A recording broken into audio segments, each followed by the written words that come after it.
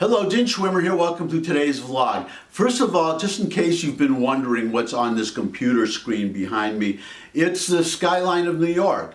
If you've been watching this vlog for a while, then you know that I've been living in Tennessee for about a year. Before then, I had lived for 40 years in New York City.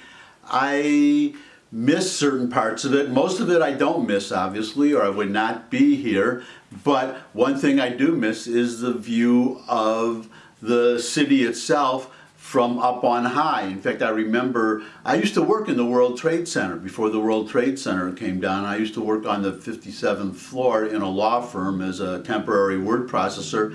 And when I had a break, I would walk into the lawyers' offices. I was working a night shift, so I would look out over the city, the darkened city with the lights of the buildings. It just was a beautiful sight. I really miss it. So I put up a photo of the New York City skyline. Now on to our subject for today, or well, not on to our subject for today just yet, because I want to take care of a couple small items. One of them, believe it or not, because I'm a conservative, is a compliment to Alexandria Ocasio-Cortez, or as she is also known, AOC, because she's got one of those long names.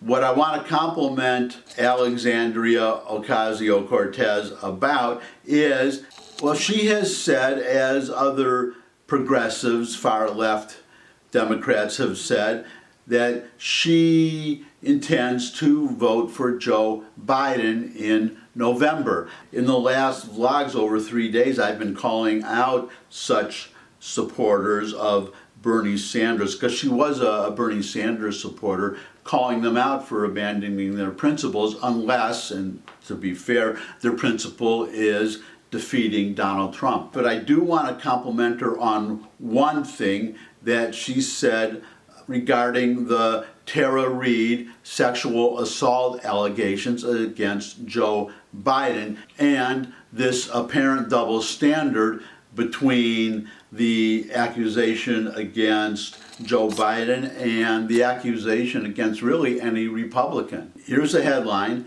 AOC calls out hypocritical responses to Biden's sexual assault allegations. Quote, believe women until it inconveniences us, unquote. I'm not going to go into the article, but that's, good for you, Alexandria Ocasio-Cortez. You're being fair for a change. Now I want to cover one more small item. This is a tweet from, well, this also has to do with what I've been talking about for the past 3 days, which is the Bernie Sanders endorsement of Joe Biden. I called it a sellout, but I'm not going to go into that again. You can go watch the previous vlogs, the last 3 preceding this one, but there is this tweet to show how he has switched over to supporting Biden. Here is a tweet from someone called, Nudists. I'm taking a guess. I hope I got that right. But here's the tweet. Look out. NY for Bernie 2020 just changed to People for Biden. So he's in whole hog.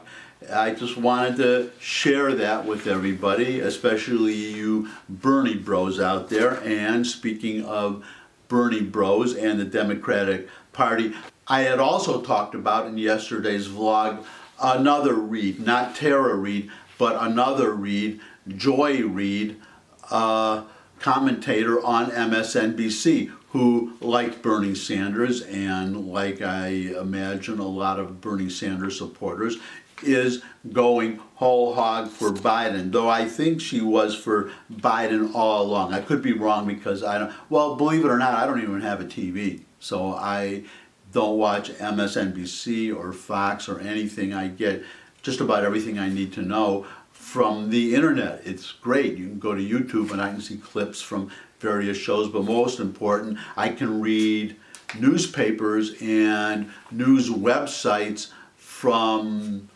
all over the world, really. I just mentioned Joy Reid of MSNBC and that she is endorsing Biden for 2020, election 2020. But she also did something else yesterday. She called Bernie Sanders supporters who still intend to vote for Bernie Sanders or sit out the election or vote for, say, the Green Party, but in any case not vote for Biden.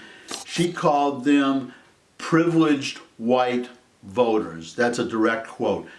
Privileged white voters. Now I want to start from that and shift to today's subject about not a privileged white voter unless, well, there are black Bernie Sanders supporters. So as I said yesterday, I don't know what Joy Reid is talking about. I have to assume that she's claiming that black people who intend still to vote for Sanders are not really black people. But we have here in today's subject a genuine black person, okay? Genuine black person, and not just a black person or a black voter, but a Democratic black representative in Georgia who is endorsing, guess whom? Donald Trump. That's right, Donald Trump, a black Democratic representative in a heavily Democratic district, by the way, endorsing Donald Trump, which builds on what I had also talked about in some earlier vlogs, that Trump seems to be, I had cited a couple of polls, at least two polls, where Donald Trump is at over 30% approval from black voters, which is astonishing for a Republican. So now we have a black representative in the Georgia House endorsing Trump, but this is what I want to talk about today, not just the endorsement, but the attacks that he is getting from other Democrats for endorsing Trump. Quote, action will be taken, unquote. Georgia Democrats vow revenge on lawmaker who endorsed Trump. Georgia Democrats are targeting one of their own after State Representative Vernon Jones endorsed President Donald Trump for a re-election on Tuesday. Jones announced his pick for president in an interview with the Atlanta Journal-Constitution, praising Trump's handling of the economy and issues impacting black Americans. The black lawmaker represents one of the most Democratic districts in Georgia, covering parts of DeKalb and Rockdale counties. So let me jump in here because Jones represents a heavily Democratic district.